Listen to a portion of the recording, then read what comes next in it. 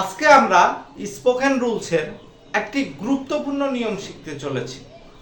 নিয়মটা হলো, একটা কাজ ঘটা মাত্রই আর একটা কাজ যদি ঘটিয়া যায়, অর্থাৎ আমি স্টেশনে যাওয়া মাত্রই ট্রেনটা চলিয়া গেল,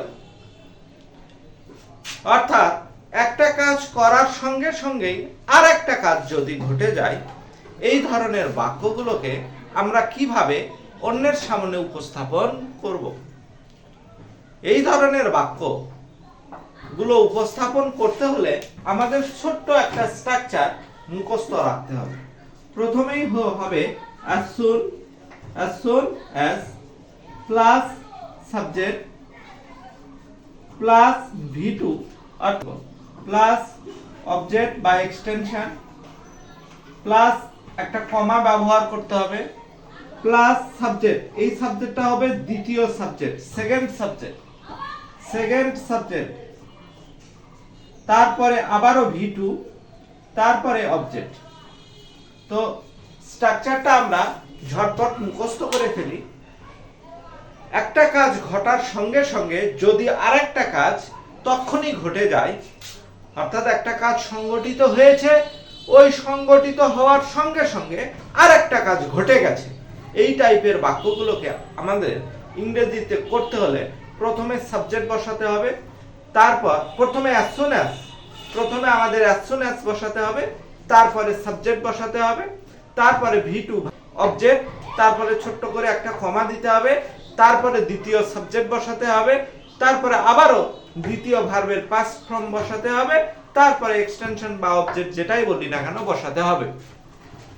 দেখুন, বাইরে বের হওয়া মাত্রই ফোনটি হারিয়ে ফেললাম, এখানে কিন্তু সাবজেক্ট, প্রথম সাবজেক্টটা উঠে আছে, বাহিরে নিশ্চয়ই আমি বেরিয়েছি, তো এখানে সাবজেক্টটা অবশ্যই আই ধরতে হবে। তাহলে যখনই আমি বাহিরে বেরিয়েছি তখনই ফোনটা হারিয়েছি, একসঙ্গে দুইটা কাজ সংগঠিত হয়েছে। বাইরে বের হওয়া মাত্রই, যেই বের হয়েছি আর ফোনটা হারিয়ে গেছে, তো একসঙ্গে দুইটা কাজ সংগঠিত হইলে আমরা as soon as ব্যবহার করব। তাহলে এখানে প্রথমে লিখব as soon as কে বাইরে বের হলো, আমি, আই, went out go, আমরা বাইরে বের হওয়ার ইংরেজি হলো go out, তাহলে V2, তাহলে যেহেতু V2 তাহলে ভার্বের পাস্ট ফর্ম বসাতে হবে, এই জন্য went out as soon as I went out, যেই মাত্র আমি বাইরে বের হয়েছি, একটা কমা বসালাম কিন্তু, তারপরে দ্বিতীয় সেকেন্ড সাবজেক্ট কি, phone.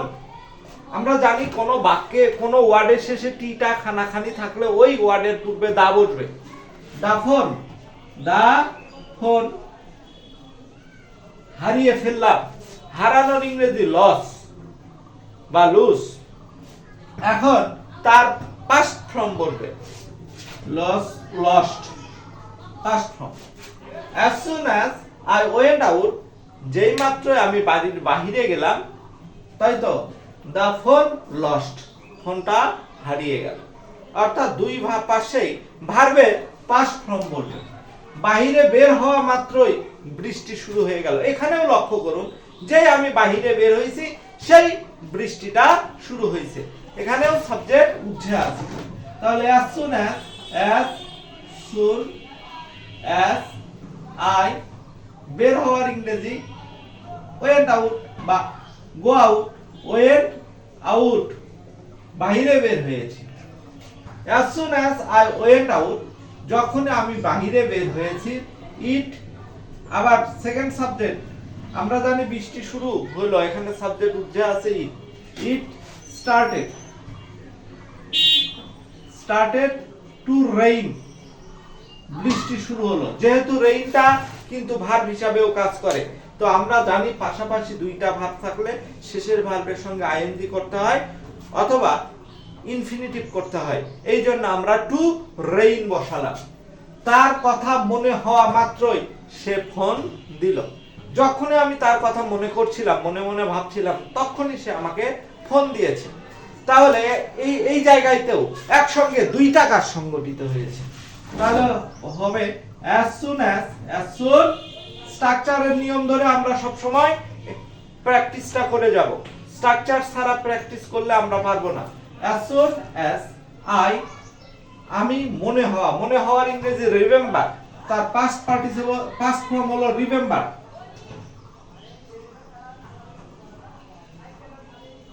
as soon as I remember her, তার কথা মনে হওয়ার সাথে সাথে সে ফোন দিল, তাহলে she called, past form called me, তার কথা মনে হওয়ার সঙ্গে সঙ্গে সে আমাকে ফোন দিল। স্কুলে যাওয়া মাত্রই ক্লাস শুরু হয়ে গেল। যেই আমরা না স্কুলে গিয়েছি তখনই ক্লাসটা শুরু হয়েছে। দেখুন এখানেও একসঙ্গে দুইটা কাজ সংগঠিত হয়েছে। তাহলে আমরা এই স্ট্রাকচার অনুযায়ী করব। প্রথমেই বসাবো as soon as, স্কুলে কে গেল? আমি গেলাম, I। স্কুলে যাওয়ার ইংরেজি গো, তাহলে গোর পাস্ট ফর্ম বসাতে হবে V2, past form went, I went to school। আমরা জানি গোর সঙ্গে টু বসে, I went to school। যেই মাত্র আমি স্কুলে গেলাম, ক্লাস শুরু হলো, তখনই ক্লাসটা কি হয়ে গেছে? শুরু হয়ে গেছে। দ্য ক্লাস বিগান বা স্টার্টেড দিতে পারি। যেই মাত্র আমি স্কুলে গেলাম তখনই ক্লাসটা শুরু হলো। স্টেশনে যাওয়া মাত্রই ট্রেনটা ছেড়ে গেল। যে আমি স্টেশনে পা দিয়েছি তখনই ট্রেনটা চলে গেল। তাহলে একসঙ্গে দুইটা কাজ হয়েছে। স্টেশনে আমরা গিয়েছি তখনই ট্রেনটা চলে গেছে। এখানেও আমরা as soon as ব্যবহার করে আমাদের বা এই স্ট্রাকচার অনুযায়ী আমাদের ট্রান্সলেট করতে হবে। তাহলে প্রথমে কি বসাবো? as soon as আমি স্টেশনে গেলাম, স্টেশনে যাওয়া মাত্র, যাওয়ার ইংরেজি গো দিতে পারি, বাট এখানে গো দেওয়াটা ঠিক হবে না। পৌঁছা, আমরা কোথাও একটা নির্দিষ্ট গন্তব্যে পৌঁছি, সেখানে যাওয়া বোঝায় না। I reached, as soon as I reached, কোথায়? the station,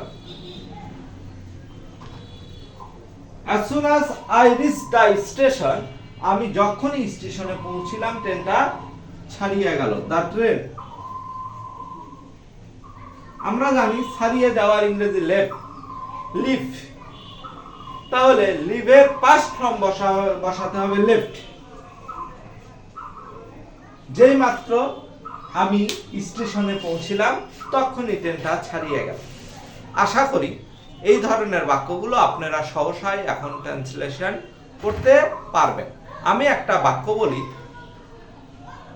এই বাক্যটা কি ইংরেজি কি হবে তা লিখে আপনারা কমেন্ট বক্সে জানাবেন। আমরা স্কুলে পৌঁছা মাত্রই আমাদের স্কুলের সমাবেশটি শুরু হলো। এর ইংরেজি কি হবে তা লিখে আমার কমেন্ট বক্সে জানাবেন। ধন্যবাদ সবাই।